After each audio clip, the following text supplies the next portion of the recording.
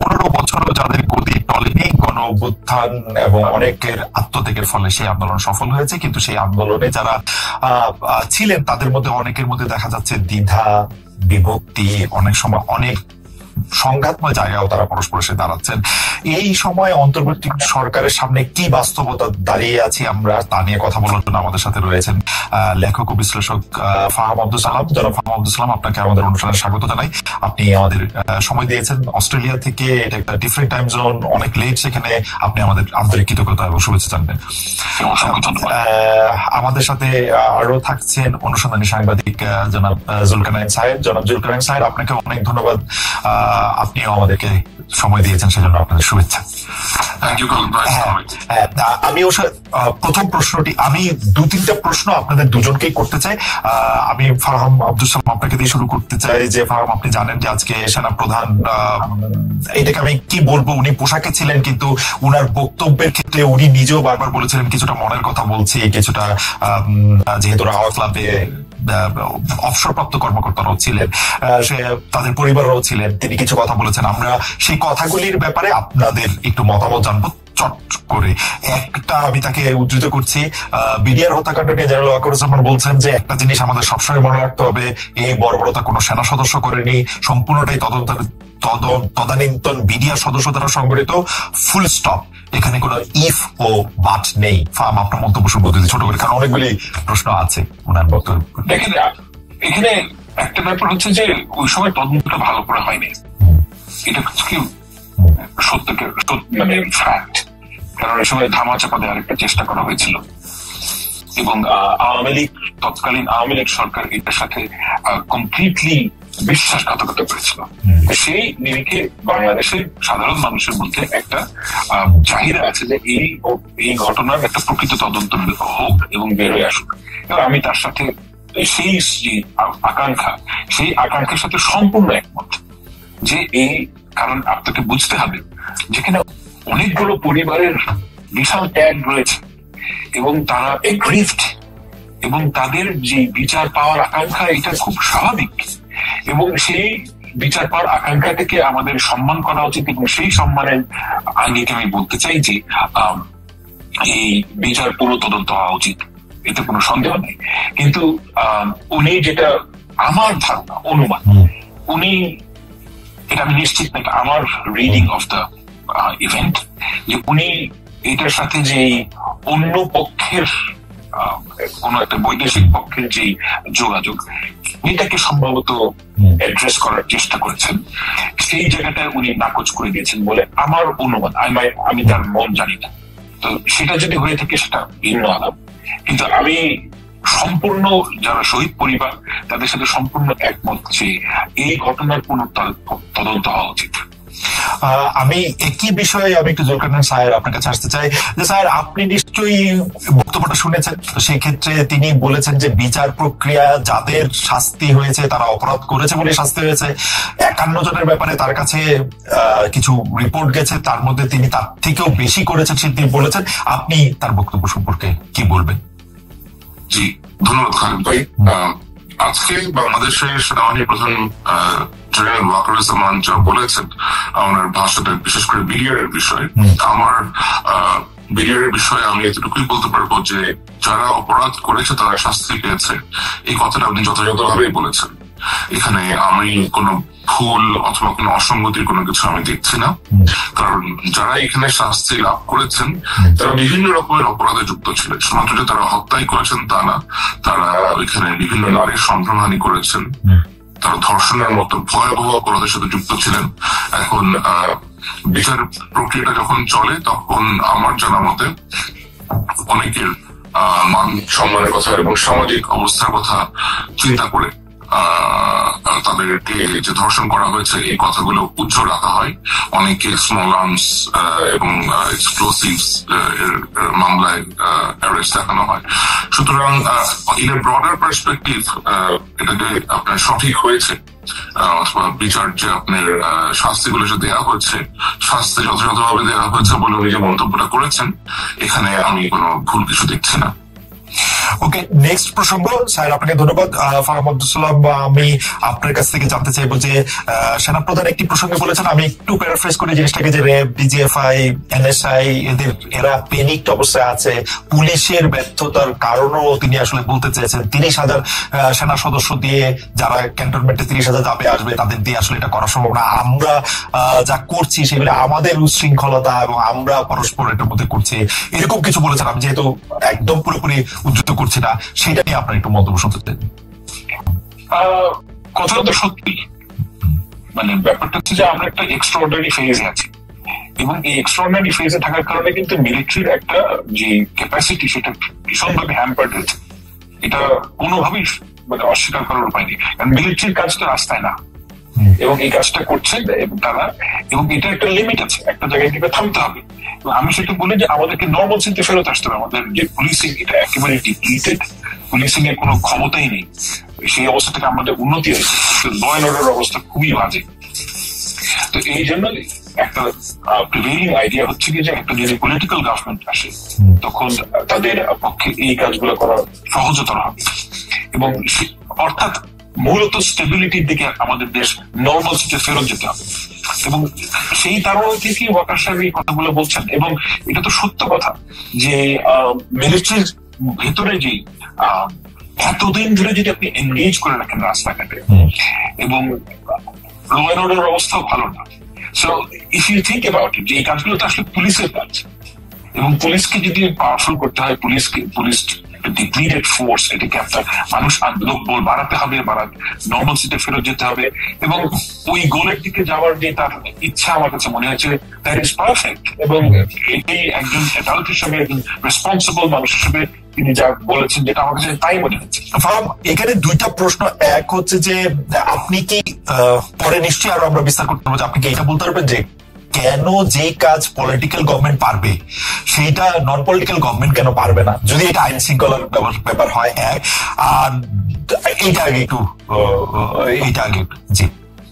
Fantastic question. মানে বাংলাদেশের সরকার, বাংলাদেশ এমন একটা রাষ্ট্র যেটা ডিজাইন ফর পলিটিক্যাল গভর্নমেন্ট, এবং এটা একটা নন পলিটিক্যাল গভর্নমেন্টকে এটা এই দেশ গভর্ন করা সম্ভব না। কেননা আমি একটা ছোট্ট করে একটা উদাহরণ দিই, যেটা হচ্ছে কি আমাদের এই অন্তর্বর্তীকালীন সরকারের চেয়ে অনেক বেশি পাওয়ারফুল এবং এবল গভর্নমেন্ট ছিল 2007 সালের তত্ত্বাবধায়ক সরকার। 2007 সালে ওই সময় একটা তারা কমপ্লিটলি, এখন তো কোনো সরকারই ছিল না 5ই আগস্টে, তারা একটা ফাংশনাল গভর্নমেন্ট পেয়েছিল। এন্ড ইয়েট আপনি চিন্তা করে দেখেন যে তাদের যে সরকারের লাস্টিং লেগেসি, একমাত্র লাস্টিং লেগেসি হচ্ছে কি ভোটার আইডি কার্ড। কারণ আমাদের দেশের যেহেতু সরকারের মধ্যে ক্লায়েন্ট পেট্রন, আচ্ছা সরকার বলছে ভুল বললাম, এই দেশের মধ্যে সর্বক্ষেত্রে ক্লায়েন্ট পেট্রন বেসড একটা রিলেশনশিপ তৈরি হয়। এখন বর্তমান সরকারের যেটা সবচেয়ে বড় সমস্যা, সেটা হচ্ছে কি তারা যদি বিউরোক্রেসি চালাতে যান, তাদের কাছে ক্যারেট নাই, স্টিকও নাই। স্টিক 5ই আগস্টে ছিল, সেটা ব্যবহার করেননি।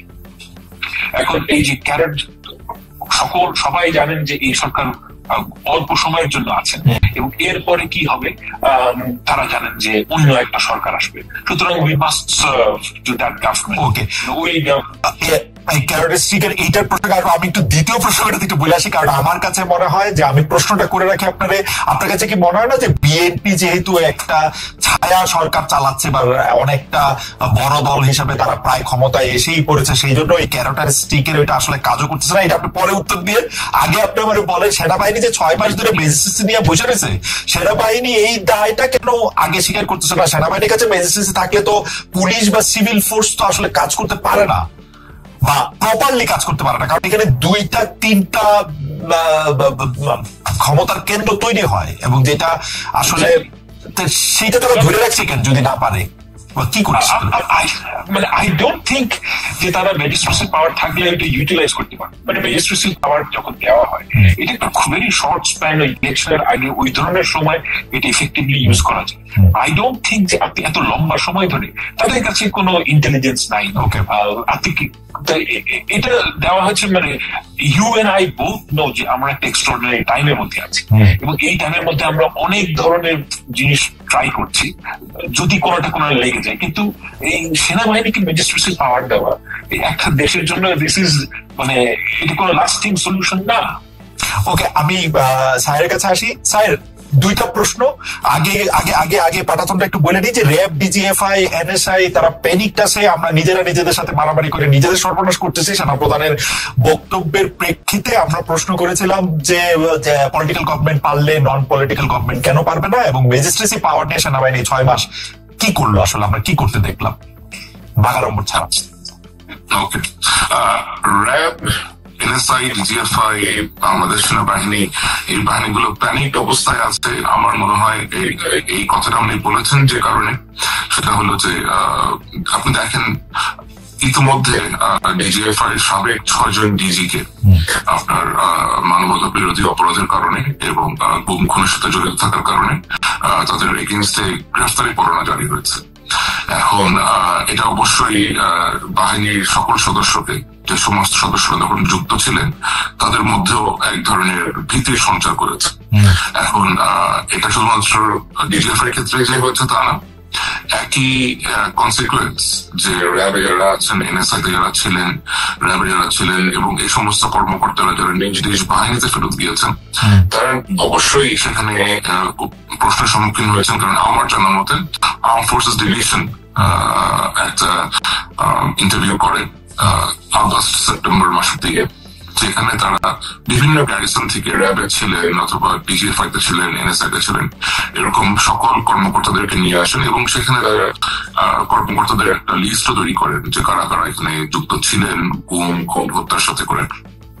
সুতরাং এটা যখন তারা জানতে পেরেছেন যে এরকম তালিকা অথবা এইভাবে ইন্টারভিউ নেওয়া হয়েছে এবং যেহেতু বিচার হচ্ছে এখন বাংলাদেশে, এবং সেনাবাহিনীর ভেতরেও অনেকে প্রশ্নের সম্মুখীন হচ্ছেন, অনেকে সামরিক যে বিচার আদালত আছে, কোর্ট মার্শাল, এগুলো ফেস করার জন্য প্রস্তুতি নিচ্ছেন। তো অবশ্যই এটা একটা প্যানিক স্টেটে থাকাটাই বেশ স্বাভাবিক। এবং এছাড়া যখন বাইরে থেকে অথবা দেশের ভেতর থেকে, তো এখন তো ধরেন অনেকেই বিভিন্ন বিষয় নিয়ে আলাপ আলোচনা করছেন এবং এত বেশি মিস ইনফরমেশন, ডিসইনফরমেশন ছড়াচ্ছে যা এই বাহিনীগুলোর সদস্যদেরকে, তাদের পরিবারদেরকেও আতঙ্কিত করে তুলছে। আমার মনে হয় উনি এটাই বোঝাতে চেয়েছেন। ওকে, আমি ম্যাজিস্ট্রেসি এবং অন্য প্রসঙ্গটাতে পরে আসতেছি। আমরা জানি যে আপনি আর্মি অফিসার ছিলেন, সাংবাদিকতা এসছেন, সাংবাদিকতার নাম করেছেন দুনিয়া জোড়া, এবং কিন্তু তারপর আপনি গর্ব নিয়েছেন যখন মানব জমিনে আপনার নামে একটা বাইলেন ছাপা হয়েছে, কারণ এটা বাংলায় ছাপা হওয়া একটা বাইলেনের মতো প্রথম, সেজন্য আপনিও একটু কংগ্রেচুলেশন জানবেন। কারণ আমি প্রিন্টে কাজ করেছি, আমি জানি যে বাইলেটার একটা মজাটা কিরকম। কিন্তু এটা নিয়ে আমার একটা প্রশ্ন আছে, স্যার যদি অনুমতি দেন তাহলে একটু করি প্রশ্নটা। সেটা হচ্ছে যে আপনি এখানে অনেকগুলি নাম লিখেছেন, পরিচালক অমুক, ডিডি তমুক, ডিডি তমুক, কিন্তু যখন কোনো অফিসারের নাম আপনি লিখতে গেছেন তখন একজন ব্রিগেডিয়ার, একজন ব্রিগেডিয়ার জেনারেল। এইটার কারণটা কি? মানে অফিসারের জন্য কি আপনার আলাদা একটা ভ্রাতৃত্ববোধ? না, আমি কখনোই বাংলাদেশ সেনাবাহিনীর অফিসার ছিলাম না। আমি অফিসার হিসেবে প্রশিক্ষণ নিতে গিয়েছিলাম, যেটা আমি শেষ করতে পারিনি। That was not rightly addressed. আর আপনার প্রশিক্ষণ শেষ হওয়ার আগে আপনি বেরিয়ে আসছেন, সরি, ক্যাডেট অবস্থায় আপনি বেরিয়ে আসছেন। তো ওই ব্রিগেডিয়ার সাহেবের নাম কেন নেওয়া হয়নি? কারণ ব্রিগেডিয়ার সাহেবের নাম আমাদের কাছে ক্লিয়ার করা হয় নাই। আমি আমার যে সূত্র আছে, সূত্র মাধ্যমে সূত্র নামটা বলতে চাই নাই, আগ্রহ প্রকাশ করে নাই। বাট আমি জানার চেষ্টা করেছি, I was not very sure যে ওই ব্যক্তি কিনা। সুতরাং যে ব্যক্তি কিনা তার নাম আমি কিভাবে, পরিচালকদের যাদের আপনি নাম দিয়েছেন তাদের ব্যাপারে বা উপপরিচালক, সহকারী পরিচালক, তাদের ব্যাপারে আপনি শিওর ছিলেন মোটামুটি? ওকে, হ্যাঁ, মোটামুটি শিওর ছিলেন তাদের ব্যাপারে, যাদের পরিচালকদের নাম ছিল তাদের ব্যাপারে মোটামুটি শিওর ছিলাম। ওকে, আমি আবার একটু ফাহাম আপনার কাছে আসি যে ফাহাম, আমি বিএনপির কথা বলতেছিলাম যে এখন যে আসলে সরকার থেকে আসলে কাজ করতে অনেকে পারতেছে না, কারণ আসলে কে ক্ষমতা আসবে না আসবে, সেইটা কি বিএনপি এরকম একটা ভাইব দিচ্ছে যে তোমরা ইউরোপ সরকারের সাথে মোটামুটি ভাবে কাজ চালায় যাও, আমরা আসলে ঝাপাই করে কাজ করো বিকজ তোমরা আমাদের লোক এবং আমরাই আসতেছি? না, it's not nothing like that. মানে ব্যাপারটা হচ্ছে যে বাংলাদেশের মানুষের একটা নিজস্ব আন্ডারস্ট্যান্ডিং আছে সকল অর্গানাইজেশনের ভিতরে। এখন আমি যখন আমি সত্যি কথা বলি, আমি প্রথম তো চাই 15 আগস্ট। 15 আগস্ট থেকে আমি ভাবছিলাম যে বাংলাদেশে তো বিএনপির উপর গত এই 15 বছর যে স্টিম রোলার নিয়েছে, এগুলো খুঁজেই পাওয়া যাবে না। আমি গিয়ে দেখলাম উল্টা জিনিস, মানে সবাই মানে ওভারনাইট সবাই বিএনপি হয়ে গেছে। এখন এটি তো বিএনপি কে বলে নেই কাউকে গিয়ে, কিন্তু ব্যাপারটা হচ্ছে যে বাংলাদেশের মানুষ উঠতে সুরজকে পূজা করে, যখনই যেখান থেকে সুযোগ পায় তখন সে সবাই কেবলা চেঞ্জ করে ফেলে খুব তাড়াতাড়ি। তো এই ঘটনাটা ঘটেছে। এখন তারা নিজেদের মধ্যে, আমার কাছে মনে হয় না যে BNP has got a very clear path to power. It has to win the vote of Bangladeshi people. সেই ঘটনাটা বিএনপিকে নিজেই করতে হবে। কিন্তু এই ঘটনা ঘটার আগেই একটা ইনস্টিটিউশনের সবাই যদি মনে করে যে আমরা বিএনপি হয়ে যাবো, এটা তো আসলে দায়ভার বিএনপির না। এবং আই ডোন্ট থিঙ্ক যে বিএনপির হিউজ প্রেশার আছে, দুই একটা ইস্যুতে আছে প্রেশার গভর্নমেন্টের উপর, কিন্তু ডে টু ডে রানিং এর ব্যাপারে নো, আই ডোন্ট থিঙ্ক বিএনপির খুব একটা লেভারেজ আছে গভর্নমেন্ট। আমি জানি না, আমি কিছুদিন আমার কিছু বন্ধু আসলে সরকারের কর্মকর্তা পর্যায়ে আছে বলে তারা কিন্তু আমাকে একটা উল্টো ধারণা দিয়েছেন যে আসলে সরকারের কোন কি পজিশনে কে বসতেছেন সেটা অনেকটাই বিএনপির কথা মাথায় রেখেই সেটা বসানো হয়েছে। যাই হোক, সেটা আরেক প্রসঙ্গ, কারণ এটা আমিও এটা বলতে চাই না, কারণ আমি স্যারের মতো প্রমাণও করতে পারবো না, সেজন্য আমি এটা বলতেছি না। আমি একটু স্যারের কাছে আসি। স্যার, আপনি বিএনপি সম্পর্কে আপনার ফেসবুক স্ট্যাটাসের মধ্যে ছোট্ট একটা জায়গা আপনি একটু ছোট্ট করে বলছেন, সেইটার জন্য যদি আপনি একটু কথা বলেন, এইটার বিষয়ে আমি একটু ফার্মে বলতে চাই যে বিএনপি ভারতের ভরসা বিএনপি, আপনি এরকম একটা কথা বলছেন, আপনি এটা কেন বলছেন? এটা কি একটু বলবেন আমাদের যে ভারতের ভরসা কেন বিএনপি? এটা আসলে আমি বলি নাই, এটা একজন বিশিষ্ট ব্যবসায়ী জনাব এ কে আজাদ, যিনি একজন সাবেক এমপি ছিলেন, আওয়ামী লীগ সংশ্লিষ্ট, ফরিদপুর থেকে তিনি ইলেকশন করেছেন, তার মালিকানাধীন একটা পত্রিকা আছে দৈনিক সমকাল, সমকালের একটা মতামত আমি সেটা রিফিউট করেছি যে এই ধরনের ন্যারেটিভ আসলে কেন সেট করা হচ্ছে যে ভারতের ভরসা বিএনপি, এটা বলতে পারে কিনা।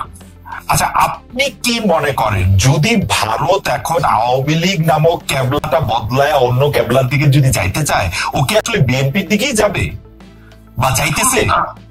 এখন ভারত কার দিকে যাবে সেটা তো তাকে সিদ্ধান্ত নিতে হবে। আমার মনে হয় যারা বাংলাদেশে আগামীতে ক্ষমতায় আসতে চান তাদেরকে বাংলাদেশের কেবলাটা যেন বাংলাদেশের দিকেই থাকে সেটা সেট করতে হবে। কেবলা যেন কারোর দিকে না যায়, ভাই আমরা কেবলা যেতে চাই না। আমরা চাইলাম ভারত চাইবো কিনা যে বিএনপি চাইতেই পারে, পুরনো বন্ধু তাকে দিতে হবে এমন তো কোনো বাধ্যবাধকতা নাই, তাই না? না, তাকে তো আপনি দিবেন না। সে যদি ওদিকে ফিরে থাকে আপনি মানা করবেন কেমনে? বলতে হবে যে তুমি তো নজর সরাও, এরকম। আচ্ছা, আপনার আমি একটু ফাহামের মন্তব্যটা একটু নিয়ে নিয়েছি। একটা মিনিট ভাই, আমি আসলে অফিসে তো আমাকে একটা খুব জরুরি কল নিতে হবে ফর 2 minutes, আর আমাকে আমার রুমটা একটু চেঞ্জ করতে হবে কারণ এখানে একটা মিটিং হবে। ঠিক আছে, ঠিক আছে, ঠিক আছে, কোনো অসুবিধা। আমি এইটার মধ্যে একটু বুঝতে চাই যে স্যার যেরকম বললো যে ইভেন ভারতের বন্ধুত্ব একটা নির্দিষ্ট পলিটিক্যাল পার্টির জন্য আসলে ওদেরকে বলে দেওয়া যায় না আমরা তোমার বন্ধুত্ব চাই না, আপনিও কি তাই মনে করেন কিনা বিশ্লেষক হিসাবে? না, আমার কাছে মনে হচ্ছে, দেখেন একটা কথা আপনাকে বলি, যে দল কখনোই ক্ষমতায় আসবে না আর যে দল অ্যাকচুয়ালি ক্ষমতায় আসবে বলে মনে করে, এই দুইজনের স্ট্র্যাটেজি, এই দুইজনের মধ্যে দুইজনের যে ন্যারেটিভ কখনোই এক হবে না। যেমন আপনি যদি সিটিভি করেন কিংবা আপনি যদি একটা হিজবুত তাহরির করেন, সাপোজ আমি জাস্ট কথার কথা বলছি, যে এরকম আপনারা যে আপনি জানেন যে আপনি ভোট করে সরকার গঠন করতে পারবেন, তখন আপনি অনেক আজব আজব কথা বলতে পারবেন যে ভারতের সাথে এমন করবো ত্যাগ করবো। রিয়ালিটি হচ্ছে কি, ভারতের সাথে আমাদের বিজনেস যেই চালাই দিতে হবে, আমাদের ভারতের সাথে বিজনেস ইন্টারেস্ট যেগুলো সেগুলো চালাতে হবে, এগুলো হচ্ছে রিয়ালিটি। আমাদের বছরে প্রায় $1 বিলিয়ন কাছাকাছি আমরা ড্রাগ ইনগ্রেডিয়েন্ট ইম্পোর্ট করি, মেজরিটি হচ্ছে ইন্ডিয়ার সাথে। এই ধরনের অনেকগুলো ক্রিটিক্যাল ইন্ডাস্ট্রি আছে যেগুলোতে আমাদের ভারতের উপর ডিপেন্ডেন্স আছে।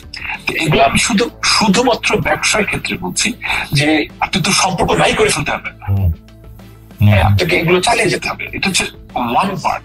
কিন্তু আওয়ামী লীগ সরকার যে কাজটা করেছিল, আমার মনে হয় না যে বাংলাদেশের কোন রাজনৈতিক দল ভারতের সাথে ওই ধরনের নতজানু সম্পর্কে যাওয়াটা আর কখনোই এফোর্ড করতে পারবে। তো আমি মনে করি না যে ভারতের সাথে কোনো সম্পর্ক থাকবে না, এইটা একটা ইমপ্র্যাকটিক্যাল কথা। এই ধরনের ন্যারেটিভে যাওয়াটা উচিত না, কারণ এটা প্র্যাকটিক্যাল কোনো অ্যাপ্রোচ না। কিন্তু আমাদের আমি যেটা এক্সপেক্ট করি যে ভারতের সাথে বাংলাদেশের সম্পর্ক হবে দুটো সার্বভৌম রাষ্ট্রের, এবং ভারতের যে সরকারের যে স্ট্র্যাটেজি টুয়ার্ডস বাংলাদেশ সেটা অবশ্যই প্রো পিপল পলিসি হতে হবে ফ্রম দ্য পার্সপেক্টিভ অফ বাংলাদেশের পিপল। আমি একটু বাঁচাতে বলি, আপনি এখন যে কথা বললেন একটা স্বাধীন দেশের কূটনীতি এর বাইরে যাইতেই পারে না, মানে এটা হয়তো বাংলাদেশের কূটনীতি তো এই কথাটাই আসে যে আমরা এটাই করতে চাই। একদিকে হচ্ছে, আচ্ছা আপনি হয় না এটা আগে শেষ করেন তারপর আমি প্রশ্নটা করি। এটা হয় নাই কারণ হচ্ছে কি যে ভাই গত 15 বছরে যেহেতু আওয়ামী লীগকে নির্বাচন করে ক্ষমতায় যেতে হয়নি, মানে নির্বাচন না করেই তারা ক্ষমতা যেতে পেরেছে, সেহেতু তারা পিপলের যে আকাঙ্ক্ষা, জনগণের যে স্পৃহা, সেটা কোনো তোয়াক্কাই করেনি। তো ওই জিনিসটাই বাংলাদেশে সম্ভব না, কারণ বাংলাদেশে আমি মনে করি না যে নির্বাচন না করে আপনি ক্ষমতায় থাকবেন, যে ইন দ্য ফোরসিবল ফিউচার আপনি এটা পারবেন। সুতরাং সেহেতু আমি বলছি যে বাংলাদেশের ভবিষ্যতে যেই সরকারে আসুক এই ধরনের নতজন সম্পর্কের কোনো প্রশ্নই আসে না, এবং এর সঙ্গে তারা এফোর্ড করতে পারবে না, ওই জায়গায় গেলে সে পরে নির্বাচন হারবে। আচ্ছা আমি এখন 2-3টা কথা এরকম একটু বলতে চাই যে আপনি নতজন সম্পর্কের কথা বলতেছেন, আসলে তো কেউ আসলে ঘোষণা দিয়ে নতজন সম্পর্কের কথা বলতেও পারবে না, হয়তো বই খাতায় আপনি যেগুলি বলতেছিলেন সেগুলি হয়তো আছে কাজে গরু। কিন্তু আমরা এর উল্টা দিকে যদি দেখি যে বাংলাদেশে একটা পপুলিস্ট রাজনীতির দিক হচ্ছে ভারতকে গালি দেয়া, সেটা আপনি জনপ্রিয় হইতে গেলে আপনি ভারতকে একটা গালি দিতে হবে, ভারতকে আপনার যেটা আপনি শুরু করছেন যে অনেক কিছু শেষ করে দিতে হবে সেটা বলা। বিএনপির অবস্থানটা আসলে কি হবে? কেন আমি প্রশ্ন করতেছি, বিএনপির রাজনীতি তো এই 15 বছর বাদ দিলে আমি কিন্তু ভারতের গালাগালি বা ভারতকে ইঙ্গিত করে কথা বলা সেগুলি 2-1টা এরকম ছিল না যে তা না, ছিল। কিন্তু আমরা যখন ক্ষমতায় বিএনপি গেছে 2001 থেকে 2006 যদি আমরা ধরি, সে ভারতের কাছে গ্যাস বিক্রি করে দিতে চাইছে, সে টাটার কারখানা এখানে আইনা কম দামে বিদ্যুৎ দিতে চাইছে, ভারতের সাথে সম্পর্ক উন্নয়নের জন্য এক্সট্রা মাইল গেছে, কেউ কেউ বলতে চায় যে তাইওয়ানকে স্বীকৃতি দিচ্ছে ভারতকে খুশি করার জন্য, চীনকে অখুশি করার জন্য। ওই রিয়ালিটি আর নাই, সেই রিয়ালিটি এখন আর নাই। এটার কারণ হচ্ছে আমি আপনাকে একটা ঘটনা, ছোট্ট ঘটনা। 2024 নির্বাচনের আগে আমাকে বাংলাদেশের একজন সেনা কর্মকর্তা, আমি এখানে নাম বলছি না, তো উনি আমাকে বললেন যে উনি যোগাযোগ ছিল প্রফেশনাল কারণে, এবং আমি আপনাকে শুধু এতটুকুই বলছি যে ওনার যে প্রফেশনাল কারণে ভারতের সাথে যোগাযোগ ছিল এটা লিজিট, এটা ওনার প্রফেশনাল ক্যাপাসিটি দিয়ে হওয়ার কথা। তো ওনাকে বাংলাদেশের আওয়ামী লীগ সরকারের প্রায় 15 জন এমপি রেজিউমে সিভি দিয়েছেন ভারতে পৌঁছানোর জন্য, এবং এর মধ্যে 3 জন এটা হিন্দিতে ট্রান্সলেট করে দিয়েছে। সিরিয়াসলি? বুঝতেই পারছি, হিন্দিতে এখান থেকে ট্রান্সলেট করে দিয়েছে যাতে সেখানে পৌঁছলে পড়তে সুবিধা হয়।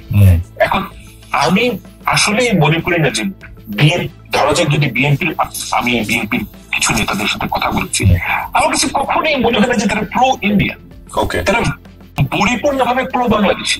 কিন্তু তার মানে এই না যে আপনি ভেঙে ফেলবো, মানে আপনাকে রিয়েলিস্টিক হতে হবে। আচ্ছা কথাটা যখন উঠলোই আমার কাছে কিন্তু সবসময়, মানে আমি এইটা আওয়ামী লীগের সময়ও আওয়ামী লীগের লোকজনরে, বিএনপি লোকজনরে সবসময় আমি এটা বলছি যে ভারত হয়তো আওয়ামী লীগের সাপোর্ট করে, কিন্তু ভারতের এই জুজুর ভয়টা বোধ হয় আওয়ামী লীগে বেশি দেখায়, এটা একটা জুজু করে ওরা হয়তো এটা দেখায়। তাইলে এটা সত্যি মানে ভারতে সিভি পাঠাইতে হয়তো হিন্দিতে ট্রান্সলেশন কইরা, আচ্ছা পাঠাতে হতো কিনা এটা আমি জানি না, কিন্তু পাঠানো হয়েছে। আচ্ছা মানে তাহলে আমি একটা জিনিস বলি যে আপনার কাছে কি মনে হয় জুলাই আগস্টের আন্দোলনের সময় ভারত তার ওই যে ব্লেসিং, সেই ব্লেসিং এর হাতটা একটু সরাই নিয়েছিল শেখ হাসিনার উপর থেকে? না, আমি আগেও বলেছি যে লাইভ টিভিতে একটা বাজে শব্দ করে বলে শুনেছি। তো যাই হোক, আপনার অনুমতি নেই বলছি, ফ্রম র ইট ওয়াজ এ ক্লাস্টার ফাক, as simple as that. তাদের ইন্টেলিজেন্স 100% ফেল করছে। এটার কারণ হচ্ছে কি, they took it very easy. They took it, মানে আমরা কিন্তু, আমি একা না, কারণ আমরা অনেকে ভারতীয় পত্র পত্রিকায় লিখেছি যে এই ঘটনাটা ঘটতে পারে। আমি নিজে লিখেছি, অনেক লিখেছি, এরকম আরো অনেকে লিখেছে যে বাংলাদেশ, এবং এখন থেকে না বহু বছর ধরে যে বাংলাদেশে ব্যাপকভাবে অ্যান্টি ইন্ডিয়ান সেন্টিমেন্ট তৈরি হয়েছে, এবং এই অ্যান্টি ইন্ডিয়ান সেন্টিমেন্ট তৈরির মূল কারণ হচ্ছে গিয়ে ভারত একটা অবৈধ ফ্যাসিস্ট রেজিমকে ব্লাইন্ডলি সাপোর্ট করছে, এবং এই কথা ইন্ডিয়ানরা তো শোনেই নেই। এবং সেই সাথে তাদের যে ইন্টেলিজেন্স, এটা কোনো আমি মনে করি না খুব একটি এফিশিয়েন্ট। এটা আমি একটা কারণও আছে যে আমি বিভিন্ন সময় তাদের টক শোতে যারা তাদের বাংলাদেশ এক্সপার্ট তাদের কথা শুনি,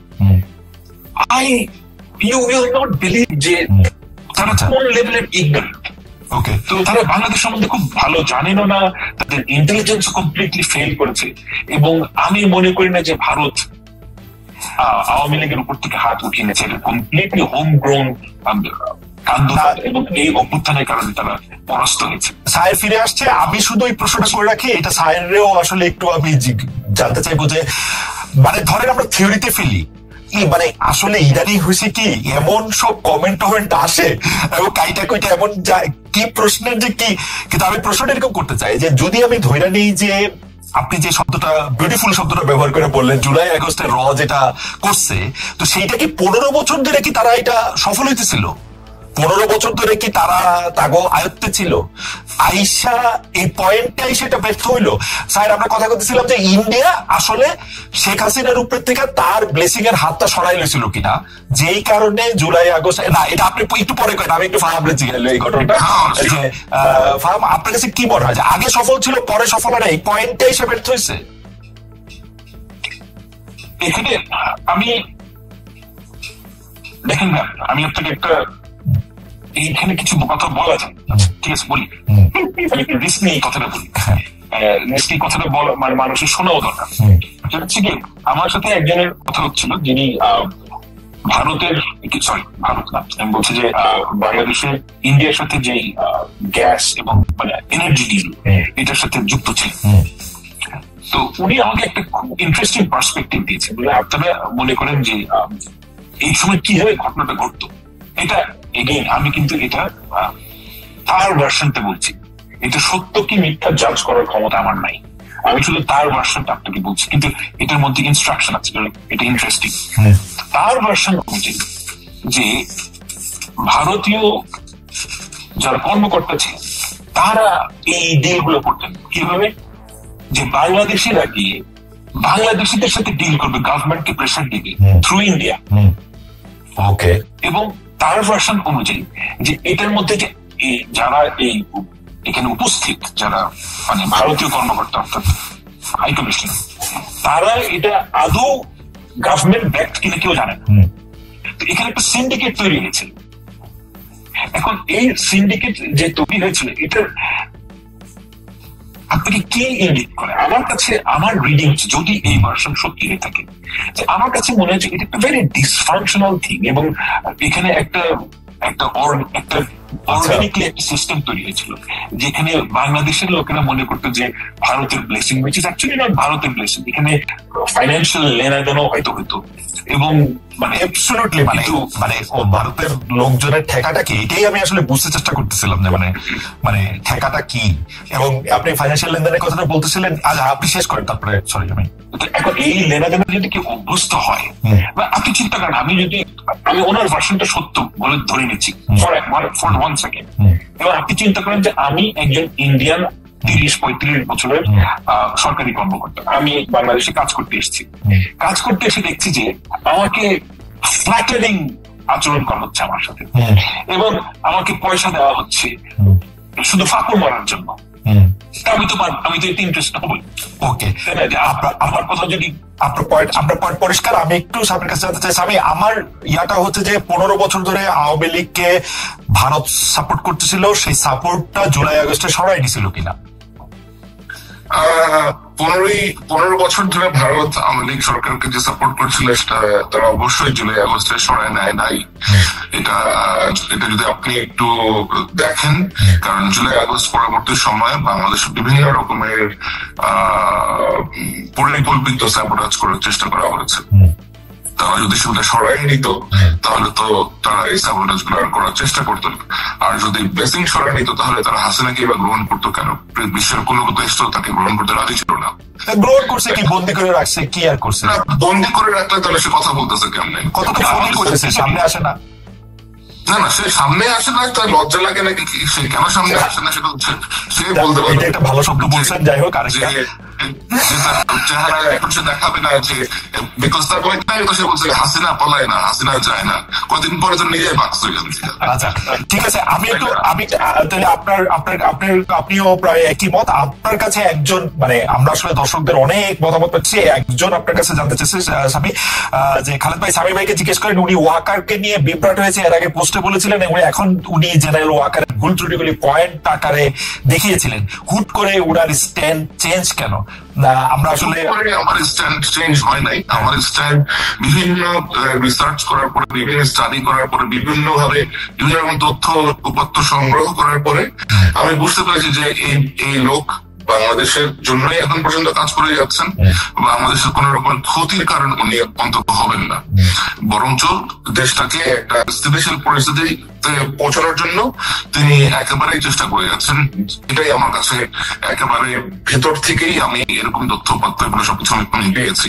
কারণ তার মধ্যে ওই আকাঙ্ক্ষা নাই। উনি স্পষ্টভাবেই গত 2 সপ্তাহ আগে একটা অফিসার্স কনফারেন্স হচ্ছে, উনি এটাকে বলেছেন যে আমার কোনো ইচ্ছা নাই, তোমরা যদি মনে করে থাকো যে আমি audacious, then bhai I will quit the job. আপনি like I'm leaving, you guys take over and do whatever you want to. এখন the fact is জেনারেল ওয়াকারের মতো এরকম পপুলার অথবা এরকম অ্যাকসেপ্টেন্স ওয়ালা মিলিটারি অফিসার এবং সেনা প্রধান বাংলাদেশ সেনাবাহিনীতে গত 15-16 বছরে আসে নাই। To be very frank with you, অনেকেই বলবে যে হ্যাঁ এই জনপ্রিয় ছিল, ও জনপ্রিয় ছিল। জেনারেল ওয়াকারের যেরকম অ্যাকসেপ্টেন্স আছে সৈনিকদের কাছে, আদার র্যাঙ্কস এর কাছে, অফিসারদের কাছে, এটা আপনি অন্য আরেকজনকে রিপ্লেস করতে পারবেন না। যেমন শেখ হাসিনা সব কাজ খারাপ না আসলে। না, শেখ হাসিনা সব কাজ খারাপ না, এটা তো শেখ হাসিনা সব কাজ খারাপ কি খারাপ না। আচ্ছা ঠিক আছে, আমি আসতেছি আপনার কাছে। সব কাজ খারাপ না হলে সে আজিজকে দিল কেন? চোর পাটপাট। হ্যাঁ হ্যাঁ, আজিজকে দিছে খারাপ, ওয়াকারকে দিছে ভালো। ভালো কাজ খারাপ কাজ সব কাজই করছে আর কি। যাই হোক, আমরা দর্শকদের কাছে জানতে চাইছিলাম দেশের আইন শৃঙ্খলা পরিস্থিতি সন্তোষজনক। স্বরাষ্ট্র উপদেষ্টা জাহাঙ্গীর আলম চৌধুরীর এই দাবি সঠিক বলে মনে করেন কিনা? 8% দর্শক মনে করেন যে এটা সঠিক, 92% মনে করেন সঠিক না। এইটা হচ্ছে 51,000 দর্শক এখানে ভোট দিয়েছেন।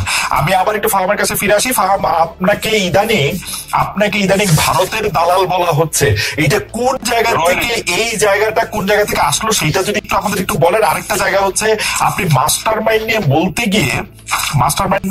গিয়ে আপনি সায়েরের কথা বলছেন। আমি আপনাকে কোট করি, সায়েরের লেখা পরে আমি যা বুঝলাম তা হলো সায়েরের আস্থাভাজন কোট আনকোট ব্যক্তিটাই সবচেয়ে রিস্কি কাজ করেছে। এখন আমি বুঝলাম না পুরো ঘটনা, সালমান বা কেউ কিভাবে মাস্টার মাইন্ড হয়। আপনি বলছেন যে আসলেই কোনো মাস্টার মাইন্ড বা এটা প্ল্যান করে কখনো করা এটা সম্ভব না। সায়েরকে যদি আমি বুঝে থাকি, সায়ের এটার মধ্যে বলতে চাইছে যে, আমরা সায়ের থেকেও শুনবো যে এটার মধ্যে কিছুটা প্ল্যান ছিল, কিছুটা মানে সাংগঠনিক তৎপরতাও ছিল। আমি একটু আপনার কথা আগে শুনতে চাই যে আপনি সায়েরকে মানে আমি জি এখানে ব্যাপারটা হচ্ছে যে আমি একটা নতুন জিনিস আবিষ্কার করেছি এই 2 দিন হলো। এটা হলো যে আমরা যেভাবে মাস্টার মাইন্ড শব্দটা ইউজ করি, আমি অ্যাটলিস্ট আর বাংলাদেশের সাধারণ মানুষ যে ওয়ার্ডটা যেভাবে ইউজ করি, আসলে মাস্টার হিসেবে করে মনে শব্দটা ইউজ, মাস্টার মাইন্ড তারা মাস্টার মাইন্ড হিসেবে বাংলাদেশের সাধারণ মানুষ মনে করে যে নেপথ্য চাই। আচ্ছা, অনেক গোপনে কাজ করছে যে সে হচ্ছে মাস্টার মাইন্ড। কিন্তু আমি এটা চিন্তা করছিলাম অন্যভাবে, এবং আমি দেখছি যে সবাই মাস্টার মাইন্ড ওয়ার্ডটা ইউজ করছে। এটা আমি পরশুদিনই প্রথম আবিষ্কার করলাম যে অ্যাকচুয়ালি শত শত মানুষের কমেন্ট দেখে আমি বুঝলাম, এবং পরে আমি যখন একটা লিখলাম যে আপনারা মাস্টার শব্দ কিভাবে বুঝেন, আমি আই ওয়াজ রাইট। বেশিরভাগ লোকই বুঝছে, তারা ওইভাবেই বুঝে, অর্থাৎ যে নেপথ্যচারী, যে গোপনে কাজ করে। না, অ্যাকচুয়াল প্রবলেম হচ্ছে যে আমরা ওয়ার্ডটা কিভাবে ইউজ করছি, লিঙ্গুইস্টিক প্রবলেম। আমি অন্যভাবে মিন করছিলাম, আমি বলছি যে এটা কোনো সেন্ট্রালি প্ল্যান গণ অভ্যুত্থান না, এখানে ওই ধরনের প্ল্যানিং করার কোনো উপায়ই ছিল না। এবং আমরা সবাই এখানে যুক্ত হয়েছি, সবাই উইথ দ্য বেস্ট ইন্টেনশনস, এবং একটাই আমাদের আগ্রহ ছিল যে হাসিনাকে সরাতে হবে। হাসিনাকে সরাতে গিয়ে যে যেভাবে পারছিল সেভাবে কাজ করছিল, এবং বাকিটা ছিল আল্লাহ ভরসা। আমি আপনার সাথে তো বিতর্ক করে পারা মুশকিল, আপনার সাথে বুদ্ধি দিয়েও পারা মুশকিল, তো সেই জন্য আমি একটু সরল ভাবে আপনার সাথে জিনিসটা বলি। আমি এখন দেখতেছি যে ধরেন ক্রেডিটটা কার, এইটা বিশ্লেষণ করতে আমাদের অনুসন্ধানের সাংবাদিক সহ অনেকে চেষ্টা করতেছে যে আসলে ক্রেডিটটা কার, আমরা ক্রেডিটটা কারে দিব সেটা আমরা দেখতেছি নতুন দলের মধ্যে আসলে কারা যাবে। এখন আমি যদি বলি ফাহাম আব্দুল সালাম এই পুরো ক্রেডিট জিনিসটারই নস্যাৎ করতে চাইতেছে হচ্ছে এই কারণে, কারণ বিএনপির এখানে আসলে খুব বেশি ক্রেডিট নাই। যদি ক্রেডিটের প্রশ্ন সামনে আসে বিএনপি আসলে খুব বেশি পয়েন্ট পাবে না, তো সেই জন্য বুদ্ধিমান ফাহাম যেটা করতেছেন সেটা হলো ক্রেডিটটারই বাতিল করে দিয়ে এটাকে গয়রহ করে জুলাই আগস্টকে 15 বছরে নিয়ে যেতেছেন। ব্যাপারটা এরকম কিনা আপনি যদি একটু। আমি তো সব জায়গায় বলি যে ক্রেডিট হচ্ছে কি আমাদের এই ছাত্র নেতাদের এবং তরুণদের, বাংলাদেশের সকল যারা এটাতে পার্টিসিপেট করছে। আমি ডিপলি ফিল ফর, মানে আমি কিন্তু কথা বলার জন্য বলছি না। আমি মানে নাহিদকে সাথে যখন দেখা হয়েছে, মাহফুজের সাথে যখন দেখা হয়েছে, I always say I'm profoundly I feel আসলে কৃতজ্ঞতা বোধ করি, I feel profound gratitude। কিন্তু আমি যে কথাটা বলছি ওই সমস্ত চালাকির থেকে আমি বলছি না কথাটা, আমি বলছি যে এটা তো আসলেই এটার এই যে আন্দোলনের যে স্পিরিট, এটা বাংলাদেশের সকল মানুষের মধ্যে ছিল এবং সবাই এটার মধ্যে পার্টিসিপেট করছে। এবং আপনি যদি বলেন যে মানে কার অবদান সবচেয়ে বেশি, আমি তো মনে করি শহীদদের অবদান সবচেয়ে বেশি, যারা মারা গেছে। কারণ তারা যদি মারা না যেতেন সেক্ষেত্রে কিন্তু এই আন্দোলনটা মানে ওই গ্যালভানাইজড হতো না। ওকে, এখন বিএনপি এটার সাথে মানে বিএনপি এর সাথে আছে কি নাই আমি এভাবে দেখি না জিনিসটা। তবে এটা সত্য কথা যে বিএনপি কিন্তু অনেক মানুষের সাথে মারা গেছে, বিএনপির অনেক কর্মী এখানে মারা গেছে এবং অনেক কর্মী আহত হয়েছে। This is a fact. আমি একটু স্যারের কাছে জানতে চাইবো যে স্যার আপনি অনেক খাটাখাটনি করে, মানে যেটাতে ধরেন আপনার ছাপানো পিস না সেইটার জন্য যে এত খাটনি কোনো সাংবাদিক করতে পারে, মানে আমি সোশ্যাল মিডিয়াতে এক লাইন লিখতে আমার মানে যাই না, আমার কাছে মনে হয় যে আমি যদি লিখি এটা তো আমার কাগজের জন্য লিখবো বা কোনো কিছুর জন্য লিখবো, তো সেটা যে আপনি করলেন এইটার ক্ষেত্রে আপনার উদ্দেশ্যটা কি? আপনি যে আসলে দেখাইতে চাইলেন যে এদের মধ্যে থেকে কেউ আসল হিরো, এইটা যে দেখাইতে চাওয়া, এইটার কারণটা কি আসলে? আসলে খালেদ ভাই, আমি এখানে এটা দেখাতে চাই না যে এখানে আসল হিরো কে। এখানে I wanted to set the report straight. এই জিনিসটা আসলে আমার ধন্যবাদ যে আপনি আমাকে এটা বলার সুযোগ করে দিয়েছেন। আমার তো আসলে ধরেন আমি এটা যতটা কাছ থেকে দেখেছি, ধরেন 24-25 তারিখ থেকে, এর আগে আমাকে দু এক জায়গা থেকে অ্যাপ্রোচ করা হয়েছিল যে যদি এরকম কিছু হয়, will be in a position to give this guys any shelter or not. তো সিচুয়েশন আসলে যেদিকে যাচ্ছিল, এটা একটা ছাত্র আন্দোলন ছিল, বৈষম্য বিরোধী ছাত্র আন্দোলনের জন্য স্টুডেন্টদের ডিমান্ড ছিল। কোটা বিরোধী আন্দোলনটা এক সময় এটার ট্রেজেক্টরি সেট হয় শেখ হাসিনার পতন হিসেবে। তো এখানে ধরেন এক একজন এক একটা রোল প্লে করেছে। যে রিক্সাওয়ালা অথবা যে ফেরিওয়ালাটা রাস্তাতে বোতল আপনার ওই ওয়াটার ডিস্ট্রিবিউট করেছে, সেও কিন্তু এটার একটা স্টেক হোল্ডার, সেও কিন্তু এখানে একটা রোল প্লে করেছে। You just can't ignore that.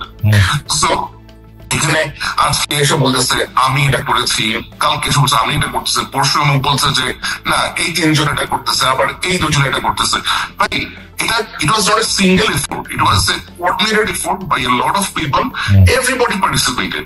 Student leaderরা পার্টিসিপেট করেছেন, সাধারণ লোকজন পার্টিসিপেট করেছে, সাংবাদিকরা পার্টিসিপেট করেছে, হিউম্যান রাইটস অ্যাক্টিভিস্টরা পার্টিসিপেট করেছে, পলিটিক্যাল পার্টি মেম্বাররা পার্টিসিপেট করেছে। এখন তো এখানে এই ক্রেডিট নামার এখানে কোনো কিছু নাই। তো লাইক আপনি এখানে একজনকে সামনে এনে দিবেন, এটা আমার কাছে বেশ কিন্তু স্যার আপনি তো এটা বলতেছেন, কিন্তু আপনার লেখা পড়ে কি আমরা 3-4টা নাম সামনে পাইলাম না?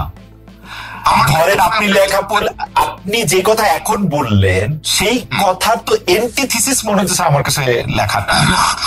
কারণ সেটা আপনি লেখাতে যেটা পড়েছেন সেটা একটা ডিসকাশন ধরবে লেখা আপনি আমার কাছে পেয়েছেন। পুরো জিনিসটাই টাইম আবার ধরে ধরে ডেট ধরে ধরে আমি সম্পূর্ণভাবে ন্যারেট করেছি, কখন কি হয়েছে, কে কখন কি বলেছে।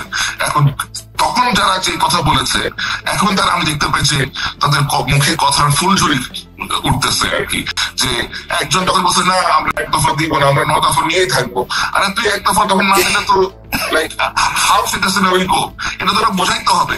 ওটা যখন ওটা বোঝানোর জন্য চেষ্টা করা হয়েছে তখন চলবে যে হ্যাঁ আমাকে মিলিটারি দিয়ে ভয় দেখিয়েছে। কাউকে মিলিটারি দিয়ে কেউ কোনো ভয় দেখায় নাই ভাই। তোমার বলা হয়েছে যে এখন যদি এটা এক দফাতে না দাও মানুষজন আরো মারা যাবে, সেটা এক দফা। তো তোমরা যদি লাইক এখন আমাকে এই প্রশ্ন করতে হয় যে যদি 2 তারিখে ওরা এক দফার দাবিটা না দিত, if they are not push by those group of people, তাহলে কি হইতো? এরা তো 5 তারিখে বঙ্গভবনটা ঘেরাও করবে, লাইক আপনি সরি গণভবনটাকে ঘেরাও করবে, এরা তো ওটা তো আপনি রাজি হচ্ছিলেন, ওটা বহুত পুশ করে রাজি করানো হয়েছে এদেরকে। আচ্ছা স্যার 6 তারিখ 7 তারিখ। আচ্ছা স্যার, আপনার কাছে কি এরকম মনে হয় কিনা যে আপনার এই লেখা পড়া কেউ একটা টেক এরকম নিতে পারে এখন যে ড্রাইভিং সিটে নাহিদ, মাহফুজ, হাসনা, সার্জিস, আসিফা আছে, আপনার লেখা পড়া মনে হইতে পারে যে they are not the real deal?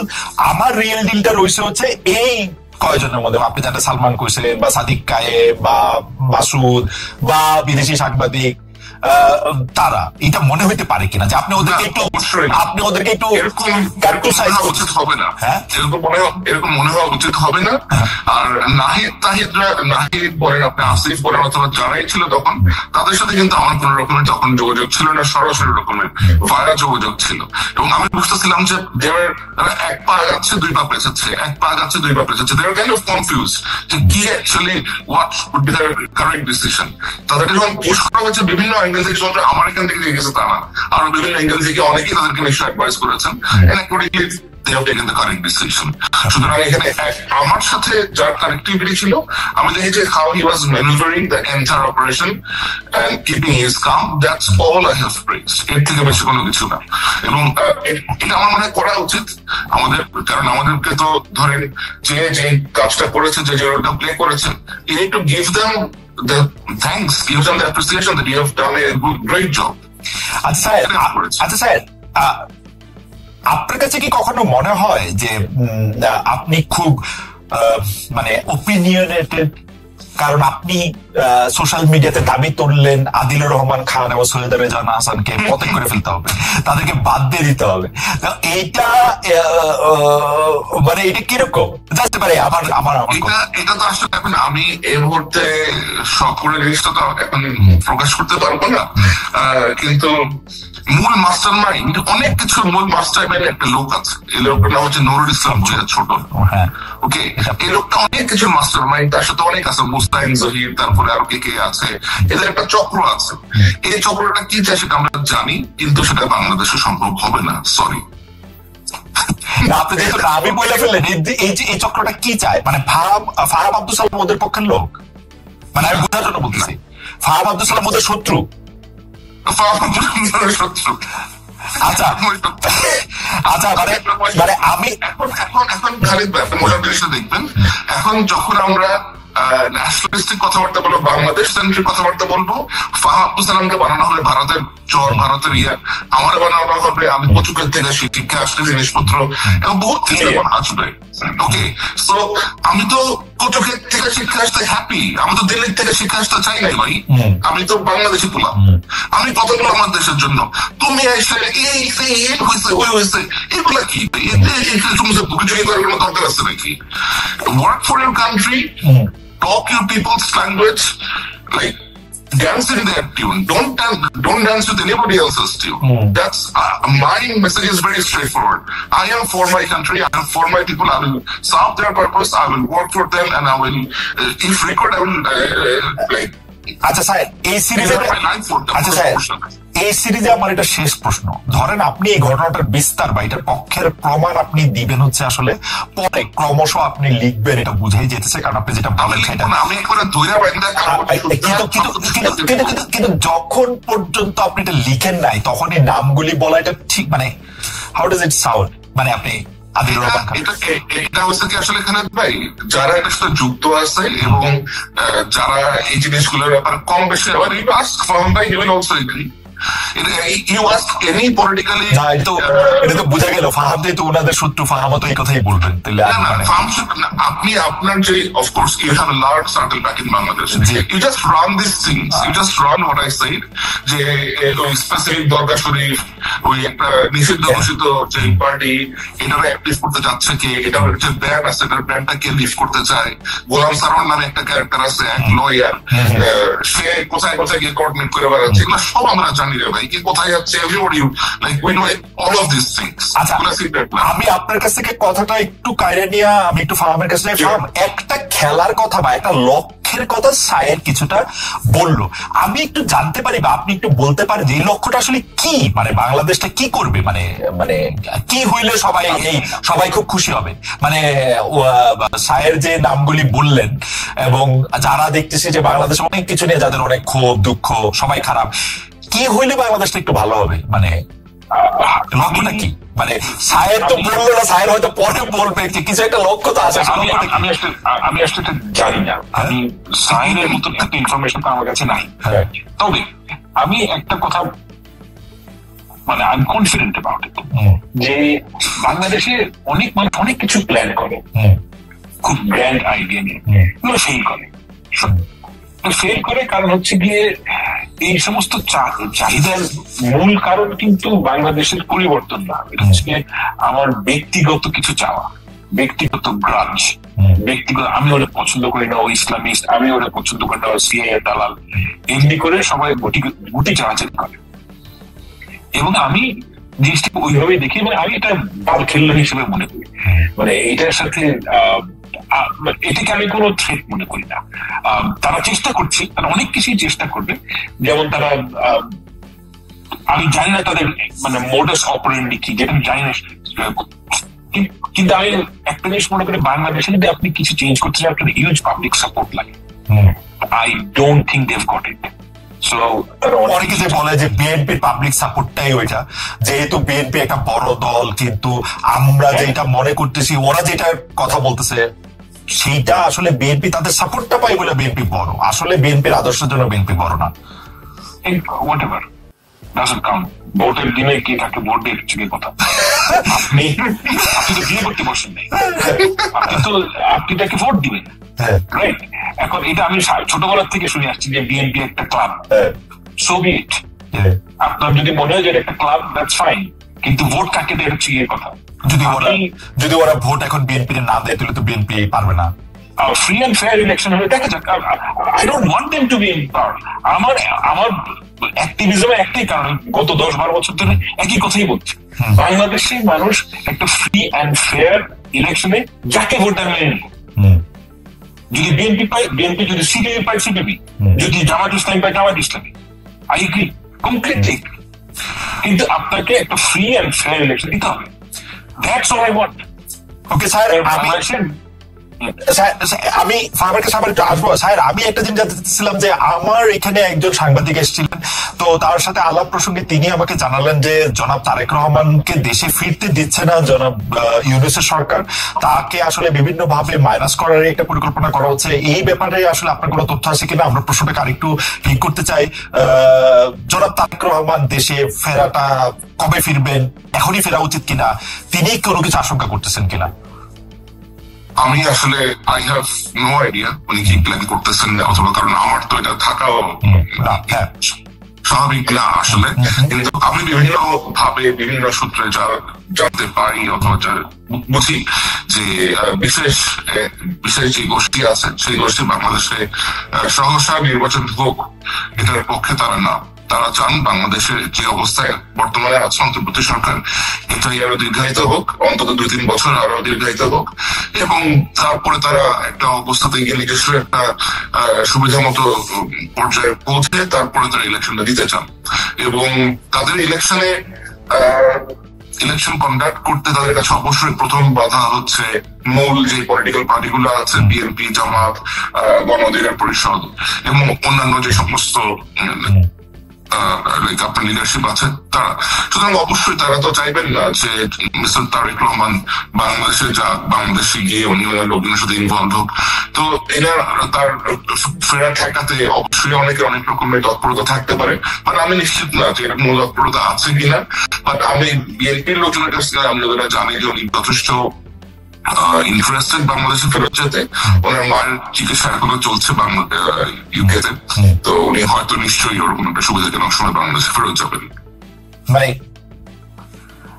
এই প্রশ্ন ফাহাম যখন আরেকবার আসছিলেন ফাহামকে আবার করছিলাম যে ফাহাম সে সময় একটা উত্তর দিচ্ছিলেন যে এটা তো আসলে দেশের সকল ফোকাস ওদিকে চলে যাবে, কিন্তু দেশের সকল ফোকাস ওদিকে গেলে তো যাওয়াই তো উচিত মনে হয় এখন এই হানাহানি পারস্পরিক কাটা ছোড়াছড়ির মধ্যে। আপনার কাছে কি মনে হয় যে মানে আমার মনে হয় he will leave, আমার মনে হয় he will travel to Bangladesh খুব শীঘ্রই, বোধহয় উনি যাবেন বাংলাদেশ। ফাহামকে এটার একটা এক লাইনে কিছু বলবেন যে আপনার কি মনে হয়? আমার তো মনে হয় উনি যাবেনই অবশ্যই, কিন্তু কখন যাবেন এটা তো বলা খুব দুর্লভ, কারণ এই মুহূর্তে তো ওনার মার চিকিৎসা চলছে। আর উনি বাংলাদেশে যাওয়াটা এটা একটা ঘটনা ঘটবে, তো আমার কাছে মনে হয় না যেটা হুট করে হওয়া সম্ভব। মানে উনি যদি প্ল্যানও করেন হুট করে হওয়া এটা সম্ভব নয়। উনি তো আমার প্রোফাইলের মানুষটাকে আমি টিকিট কেটে চলে যাবো। ওকে, আচ্ছা বুঝতে পারছি। মানে ওনার মধ্যে এখন আরো 2টা মামলা আছে, এখনো বোধ হয় আরো 2টা মামলা পেন্ডিং আছে। মামলা পেন্ডিং থাকলে তো আরো বেশি করে যাওয়া উচিত। কারণ হচ্ছে যে আপনি তো আপিল করতেছেন মামলা কোয়াশ করার জন্য, মামলার যে আসলে গ্রাউন্ডই নাই সেটার ক্ষেত্রে মিনিমাম আপনাকে আসলে কোর্টের সামনে হাজির হইতে হয় গত অন্যায় বলার জন্য। এটা যে উনি অ্যাটর্নি জেনারেলের ফাইলটা পাঠিয়ে দিচ্ছেন এটা ঠিক হইতেছে না। I'm telling you, এটা ওনার হাজির হয়ে এগুলিকে বন্ধ করা উচিত। একদিন আসলে একদিন উড়ে যাবে সব, যেটা হলো আমার আন্ডারস্ট্যান্ডিং। সরকার যদি বাধা না দেয়, ওনার সাজাও হয়ে আছে, কোন একটা মামলাতে সাজা হয়ে আছে। সাজা তো বাবুর সাহেবেরও হয়েছিল, কিন্তু মানে ওগুলি তো আসলে যাই না। আচ্ছা আমি যেটা নিয়ে আসলে আমরা কথা বলতে পারবো, আমরা জানতে পারবো। ফাহাম যদি আমাদেরকে পরে জানান তাহলে হয়তো আমরা জানতে পারবো, নাইলে তার আমাদের ওকে জানা সম্ভব হচ্ছে না। কিন্তু আমি একই প্রশ্ন, মানে এখন কতগুলি গুচ্ছ প্রশ্ন করবো, কিন্তু একই প্রশ্ন আপনাদের দুজনকে করতে চাই। একটা হচ্ছে যে সায়েরকে দিয়ে শুরু করতেছে। সায়ের, আপনি কি মনে করেন যে ডিজিএফআই যে দায়িত্ব 15, 17, 19, 22 বছর ধরে বাংলাদেশে করতেছিল সেরকম একটা ডিজিএফআই আমরা চাই কিনা? আমি একদম স্পেসিফিক 22 বললাম, কারণ হচ্ছে যে 2000 সালের আগে বা 25 বলতে পারি, 2000 সালের আগে আমরা ডিজিএফআই কে এত পলিটিক্স এত কিছু করতে মানে প্রকাশ্যে করতে দেখি নাই, গোপনে করতে। অবশ্যই এরকম একটা ডিজিএফআই আমরা চাই না। আমরা এমন একটা গোয়েন্দা সংস্থা অথবা বাংলাদেশের গোয়েন্দা অর্গান আমরা এমন চাই যে গোয়েন্দা অর্গানের একটা গোয়েন্দা নীতিমালা আছে, যে গোয়েন্দা নীতিমালার অধীনে এই সংস্থাগুলো কাজ করবে। সেটা ডিজিএফআই হোক, এনএসআই হোক, এসবি হোক, যে যারাই হোক, এমআই হোক, এক্সএস হোক, like what ever it is, প্রত্যেকের জন্য প্রত্যেকটা প্রতিষ্ঠানের নীতিমালা থাকা উচিত, এবং এই নীতিমালার বাইরে যায় এরা এমন কিছু যেন করতে না পারে। এবং এদেরকে যেন কোনো পলিটিক্যাল পার্টি, যে পলিটিক্যাল সরকারই আসবে, একটা লেয়ারের পরে এদের মধ্যে কোন রকম পেনিট্রেশন না হয়। কারণ the moment you will allow political penetration within these agencies, then it will collapse, it will go back to the square one again. কারণ এদেরকে ব্যবহার করেই কিন্তু আপনার রাজনৈতিক ব্যক্তিরা নিজ যে চেষ্টাগুলো আছে, যে আকাঙ্ক্ষাগুলো আছে, ওনার আপনি চলে যেতে বলে থাকেন। কিন্তু স্যার, আপনি তো এই বিষয়ে বিশেষজ্ঞ। ফার্মের কাছে যাওয়ার আগে একটু জানতে চাই যে আধুনিক রাষ্ট্রগুলা কিন্তু এরকম একটা শক্তিকে তারা ব্যবহার করে, মানে পাকিস্তান আইএসআই এর কথা, ইন্ডিয়ান রাষ্ট্রগুলা যেখানে বৈশাখী রাষ্ট্রগুলো এখন শক্তি ব্যবহার করেন, কিন্তু আমাদেরকে এখন বুঝে, আপনাকে একটু আমি বললাম যে কেবলা কোনো দিকে দেওয়া যাবে না, কেবলা বাংলাদেশের দিকে যেতে হবে। এবং আধুনিক রাষ্ট্রগুলোর নিজস্ব ন্যারেটিভ তাদের আপনার প্রতিবেশীর প্রতিও সেট করে দেয়। তো আমাদের নিজস্ব দক্ষতা, নিজস্ব যে ক্যাপাসিটি আছে, ক্যাপাবিলিটি আছে, এগুলো আমাদেরকে বৃদ্ধি করতে হবে। এগুলো বৃদ্ধি করে আমাদেরকে এমন একটা পর্যায়ে পৌঁছাইতে হবে যেন আমাদের জন্য যেন একটু ন্যারেটিভ সেট না করতে, বরঞ্চ ওদেরকে যেন আমাদের জন্য ডিসাইড করতে হয় যে ভাই কিছু করতে যাবো, ট্রাভেল করতে যাবো, আমরা ওদের উল্টা বিপদের মধ্যে পড়ে যাবো। সো এদের সক্ষমতাটা বৃদ্ধি করতে হবে, এবং এর পেছনে রাজনৈতিক যে লিডারশিপ আছে এদের ওই ইন্টেনশনটা থাকতে হবে। ওকে, ফারুক, আপনার কাছে কি মনে হয় ডিজিএফআই? আমি মনে করি যে ডিজিএফআই প্রথমত এই as this organization should be disbanded, DGFI এবং র্যাব। কারণ এটা এই কারণে যে আমি এটা স্বীকার করি যে ডিজিএফআই এর মতো একটা প্রতিষ্ঠান বাংলাদেশের প্রয়োজন আছে, এই ব্যাপারে আমার কোনো তর্কের অবকাশ নেই। কিন্তু একটা ব্যাপার কি যে দেয়ার কামস এ টাইম যখন একটা জিনিস এত টক্সিক হয়ে যায় নামটা, যে ওই স্যালভেজ করা যায় না ওই টক্সিক ব্র্যান্ডটা। তো আমার কাছে মনে হয় যে ডিজিএফআই ধরনের একটা প্রতিষ্ঠান যে কোনো সার্বভৌম রাষ্ট্রের, যেগুলো লার্জ দেশ, অবশ্যই প্রয়োজনীয়। এই প্রয়োজনের কথা আমি অস্বীকার করছি না, তবে ওইটার যে পলিটিক্যাল যে কথাটা সাইড বলবো, যে তার মানে এই না যে আমি আওয়ামী লীগকে সাইজ করবো, বিএনপি কে সাইজ করবো, জামাতকে সাইজ করবো, সেই জন্য ডিজিএফআই থাকবে, ডিজিএফআই নিচের তলায় আপনার আয়নাঘর বানাবো, এই মানুষকে এখানে আপনাকে শাস্তি দেবো, এইটা তো ডিজিএফআই কাজ হতে পারে না। এই জন্য আমার কাছে মনে হয় যে ডিজিএফআই কে ডিসব্যান্ড করা উচিত। আচ্ছা, একটা অন্য নাম ধরে একটা প্রতিষ্ঠান বানানো উচিত, যেটার ক্যাপাসিটি বিল্ড করতে হবে। প্রশ্ন নম্বর 2 আপনার দিয়ে শুরু, স্বামীর কাছে আমি স্যারের কাছে আমি একটু পরে আসতেছি। সেইটা হলো যে ফরেন ইন্টেলিজেন্স উইং কি বাংলাদেশ অপারেট করতে দেওয়া উচিত ঘোষণা দিয়ে? ফরেন ইন্টেলিজেন্স উইং কে কেউ বলে কবে আসে না, মানে তারা তো আসে গোপনে আসে, মানে কিন্তু সরকারকে জানায় তো আসে, সরকারের একটা খাতা তো থাকে, সরকারকে জানায় আসে, সরকারের খাতায় থাকে, তার ডিফেন্স অ্যাটাচি হিসেবে আসে। আচ্ছা, ওকে। সত্যি কথা বলতে কি, আমি কিন্তু কখনোই মনে করি না যে ওই মানে ইন্ডিয়ান গ্যাদার মানে information gathering is dependent on them, আমরা নিজেরা এগিয়ে দিয়েছি। Absolutely sir, foreign intelligence wing বাংলাদেশে, ফরেন ইন্টেলিজেন্স উইং বাংলাদেশে এখন বিগত সরকারের সময় আমরা যেটা দেখেছি যে পাকিস্তানে গোয়েন্দা বৃত্তির অভিযোগে অভিযুক্ত কর্মকর্তা রাজেশ অগ্নিহোত্রী, ওনাকে বেশ বড় নিউজ হয়েছিল তাকে নিয়ে, যে উনি পাকিস্তানে ভারতীয় গোয়েন্দা সংস্থা রয়ের জন্য বিভিন্ন রকমের অপারেশনে লিপ্ত আছেন। পরবর্তীতে তাকে ফেরত পাঠানো হয় ভারতে, এবং ওই একই ব্যক্তি বাংলাদেশে অ্যাপয়েন্টেড হন। এবং এখন ধরেন আপনি যখন এরকম কোন ব্যক্তিকে অথবা কোন ডিপ্লোম্যাটকে অ্যাসাইন করবেন কোন নির্দিষ্ট দেশে, প্রথমে আপনাকে একটা অ্যাপ্রুভালের জন্য পাঠানো হয়। If you accept it then only that individual can come, you know that. তো এখন যখন এটা দেওয়া হয় তখন কিন্তু একটা ভেটিং হয়, ওই ভেটিং এ চলে আসার কথা যে এই ব্যক্তিটা অ্যাকচুয়ালি কে। তো ওই ভেটিং যদি বের হয়ে আসে যে এটা একটা গোয়েন্দা সংস্থার অফিসার, তাহলে আপনাকে অবশ্যই সেটা অ্যালাউ করা উচিত না। আর যদি এটা মিউচুয়াল আন্ডারস্ট্যান্ডিং এ হয় যে আমার দেশের একজন তোমার দেশে যাবে আমাদের কোঅর্ডিনেশনের জন্য, বাট তার কাছে এটা না যে ওই পার্টির সাথে বসে মিটিং করা, এটা করা, অমুক স্কুলে যাওয়া, অমুক মসজিদে যাওয়া, অমুক মন্দিরে যাওয়া, ওইখানে গিয়ে পরিচালনা করা, এইগুলো অ্যালাউ করা যাবে। ওকে, পরবর্তী প্রশ্ন, জেনারেল ওয়াকারকে নিয়ে 2 রকম কথা শোনা যায়। এক হচ্ছে যে তিনি আসলে শেখ হাসিনাকে দেশ থেকে পালাতে দিয়েছেন, তিনি অনেক আর্মির আওয়ামী লীগের শীর্ষ নেতাদের অনেকের ক্ষেত্রে চোখ বন্ধ করে রেখেছেন, তিনি শেখ হাসিনার একজন এমপ্লয়েড লোক, মানে মনোনীত একজন লোক ছিলেন, তিনি শেখ হাসিনার স্বার্থ অনেকভাবে দেখেছেন। আসলে জেনারেল ওয়াকারকে কিভাবে বিবেচনা করা হবে, আপনি যদি 1-2 বাক্যে বলেন। স্বামী, আপনাকে আমি জেনারেল ওয়াকারের বিষয়ে আমি তার খুবই ঘনিষ্ঠ মাধ্যম থেকে আমি যেটা জেনেছি, 5ই আগস্ট সকালবেলা উনি আপনার নামাজ পড়ে উঠে হি ওয়াজ ক্রাইং। আমি জানি এটা কতটা সত্যি কতটা মিথ্যা, and he was asking the close person যে আল্লাহ এটা হয়ে কিসের মধ্যে ফেললাম, why me and why at this time, what should I do? এবং উনি যদি আসলে ওরকমই ব্যক্তি হতেন, ধরেন আপনি যদি if you put beside him general Aziz অথবা জেনারেল শফি, উনি যে লাস্ট যিনি ছিলেন, আমার মনে হয় things would be extremely otherwise for the country.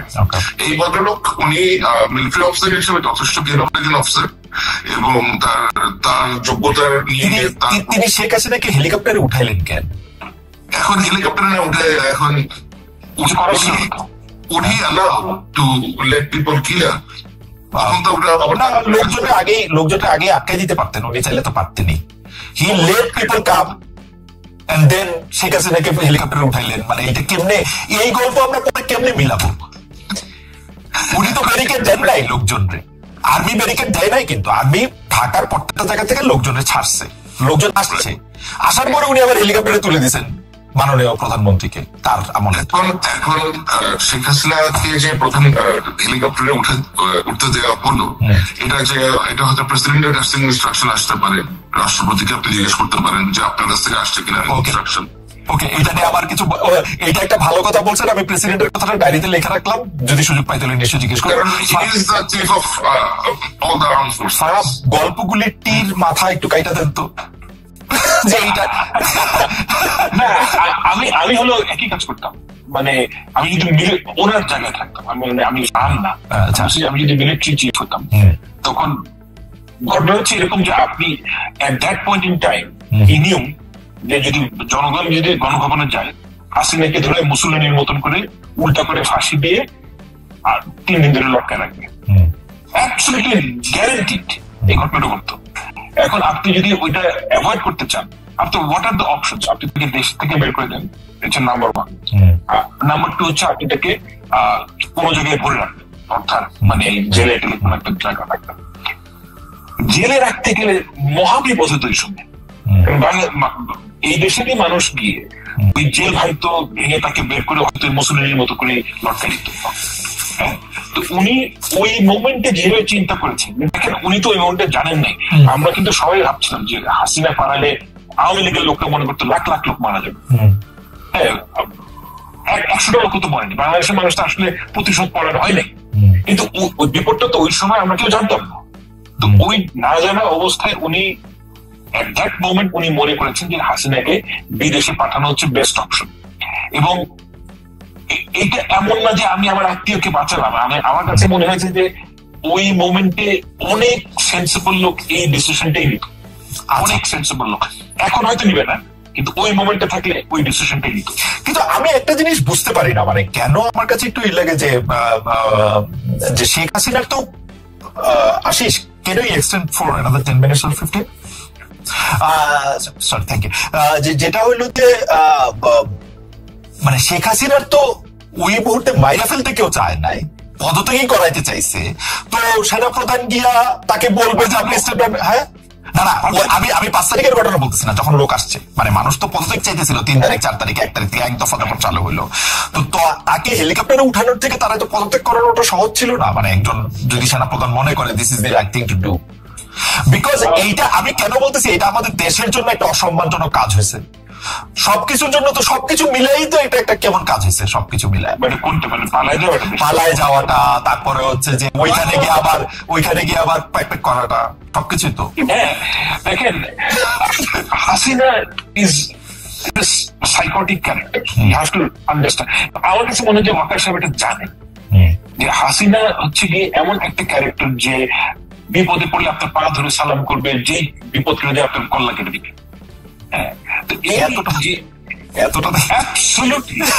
প্রচন্ড ভয়াবহ রকমের একটা ধারণা নাই কতটা কমপ্লিট সাইকো, মানে there is no doubt. So আপনারা দুজনেই বলতেছেন যে লেভেলের সাইকো আপনি চিন্তা করেন। ইলিয়াস আলীর মেয়েকে সে যখন মাথায় হাত রাখছে, she is in complete knowledge যে ইলিয়াস আলীকে হত্যা করা হয়েছে। এবং আমি আপনাকে গ্যারান্টি দিয়ে বলতে পারি, এই মুহূর্তে বলছি না, ব্যাখ্যা করছি না, তাকে ইলিয়াস আলী হত্যা হওয়ার পরের দিন গিয়ে জানানো হয়েছে যে ইলিয়াস আলীকে মারা হয়েছে। সে তার কাঁধে হাত রাখছে। আমি অবশ্য মানে যেহেতু আমি জানি না, সেহেতু আমি একটু মানে এটার একটা ভাবতে চাই যে এটা অন্য কিছু হইতে পারে, মাথায় হাত রাখার সময় হয়তো জানতে পারে না, আমি এটা ভাবতে চাই, আমি ভাবতে চাই না। কিন্তু আমি লাস্ট প্রশ্ন যেটার জন্য আসলে দর্শকদের মধ্যে অনেকে ওয়েট করতেছে, নতুন দল আসলো রাজনৈতিক, সেই নতুন রাজনৈতিক দল আমি একটু সাইডকে দিয়ে শুরু করতে চাই, শেষ করুক। নতুন রাজনৈতিক দল আসবে 28 তারিখ। এর মধ্যে নাহিদ সাহেব উনি পদে করেছেন উপদেষ্টা পদ থেকে, তিনি দলটাকে নেতৃত্ব দিবেন। এই দলটার বাংলাদেশে কি করবে, কেমন করবে, কারা তাদের সমর্থন দিবে, বা আপনি কি মনে করছেন স্যার? আমার মনে হয় এরকম একটা দল বাংলাদেশে আসা অত্যন্ত প্রয়োজন, কারণ বাংলাদেশের যে অবস্থা পলিটিক্যাল ডিসকোর্সে আপনি দেখেন, জাস্ট লিমিটেড কয়েকটা political party, BNP, Awami League, Jamaat Islami, আর এই তো আর কয়েকটা স্মল কিছু পার্টিজ আছে, জাতীয় পার্টি, গণ অধিকার পরিষদ এটসেট্রা এটসেট্রা। বাট এই দলের প্রতি মানুষের ইন্টারেস্ট থাকবে অনেক, কারণ এই দলের মধ্যে এমন কিছু ইন্ডিভিজুয়ালস আছেন যারা 2024-এর যে গণ অভ্যুত্থান হয়েছে এটাতে নেতৃত্ব দিয়েছেন। তো অবশ্যই মানুষের অনেক ইন্টারেস্ট থাকবে যে তারা কিভাবে অপারেট করে, আমার এক্সপেকটেশন ওইটাই থাকবে যে তারা যেন দলের মধ্যে দলের কলেবর বৃদ্ধি করার জন্য কোন গুপ্ত সংগঠনের ব্যক্তিদেরকে তাদের সাথে করে অ্যাটাচ না করেন এবং এমন কোন কর্মকাণ্ড না করেন যা বাংলাদেশের গণতন্ত্রের প্রতি হুমকি হয়ে দাঁড়ায়। এরা নতুন রাজনৈতিক দলটি যে দুইটা রাজনৈতিক দল বা তিনটা রাজনৈতিক দলের নাম আপনি বললেন তাদের থেকে আলাদা হবে বলে আপনি মনে করেন? আচ্ছা, এটা টাইম বলে দিবে। আমি একটু ফাহামের কাছে যেতে চাই। ফাহাম, নতুন রাজনৈতিক দল সম্পর্কে আপনার একটু ধারণা এবং তারা অন্য রাজনৈতিক দলগুলি থেকে আলাদা হবে কিনা? প্রথমে আমি একটা কথা বলি যে এই তরুণ যে ছাত্রনেতা এরা আমার ভাই, আমি I firmly believe এবং আমার সাথে নাহিদের যখন দেখা গেছে I congratulated him, he told me যে this is going to happen.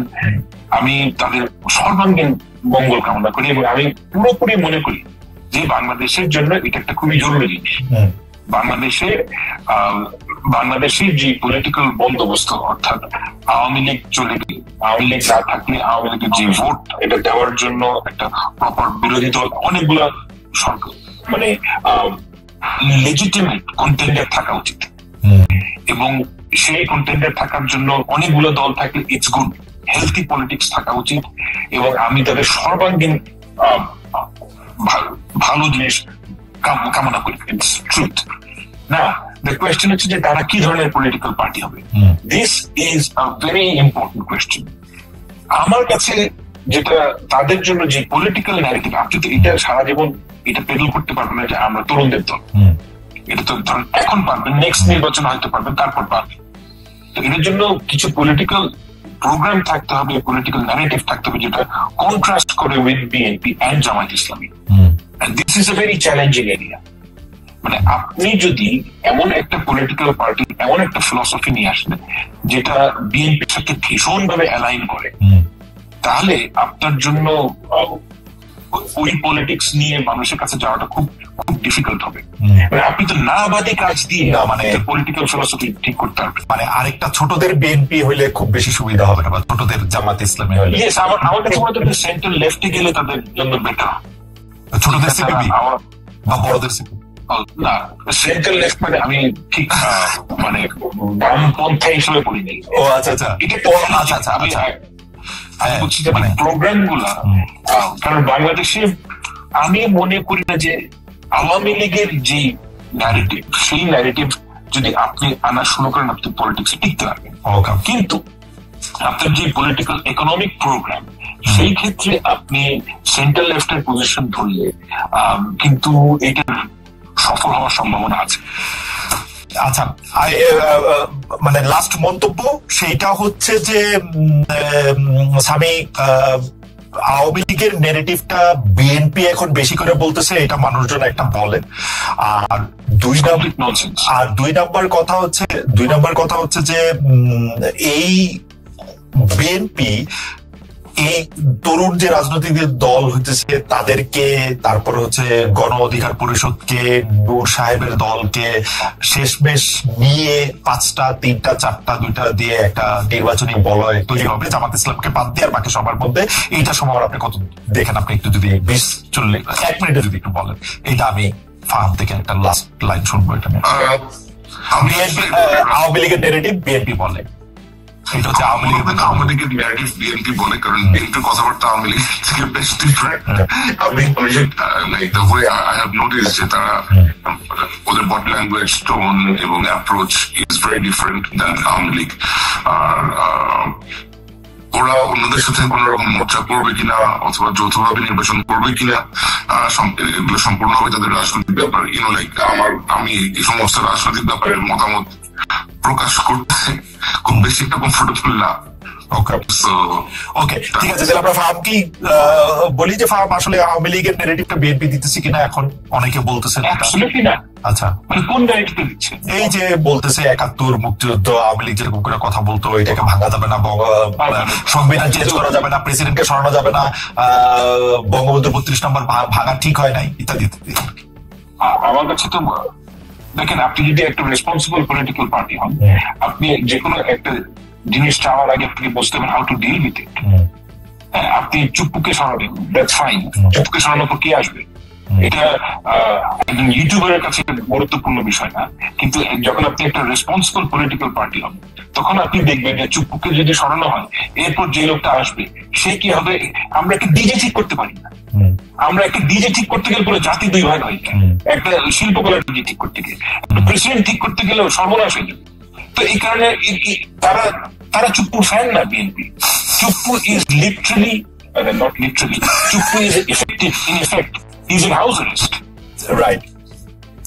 তো এখন চুপ্পুর ফ্যান না বিএনপি, কিন্তু চুপ্পুকে সরাতে গেলে যে বিপদটা হবে সেই বিপদটাকে অ্যান্টিসিপেট করা ইউটিউবারদের কাজ না, কিন্তু যে রেসপন্সিবল পলিটিক্যাল সত্যি কি ধরেন চুপ্পু সাহেবের বদলে অন্য একজন সাহেবকে প্রেসিডেন্ট করলে কি হইতো শপথ নেওয়া? না, আপনি যাকে আনবেন এই লোকটা কি? যে কোনো একটা র্যান্ডম লোক নাকি আপনি প্রেসিডেন্টকে একটা র্যান্ডম লোককে এই কাজটা শেখ হাসিনাতে করলো র্যান্ডম লোকের প্রেসিডেন্ট? এটাই তো খারাপ কাজ। মানে এই পজিশন গুলো তো মর্তব্য আছে। র্যান্ডম লোককে ধরে আপনি প্রেসিডেন্ট কেন বানাবেন? ঠিক আছে, আমরা অনেকগুলি বিষয়ে অনেক গুরুত্বপূর্ণ আলোচনা আজকে শুনলাম। জনাব ফাহাম আব্দুল সালাম, আপনাকে অনেক ধন্যবাদ জুলকারনাইন সাহেব। অনেকগুলি বিষয় নিয়ে আসলে আমরা কথা বলেছি। আমি নিজেই আজকের অনুষ্ঠানটা নিশ্চয়ই আরো বার দেখে আরো বিষয় আমার নিজের কাছে আমি দেখতে পারবো। অনেক দর্শক আমাদের সঙ্গে ছিলেন, 15,000-এর মতো। আপনাদের দুজনকে অনেক অনেক ধন্যবাদ। আমরা আবার দেখা হবে।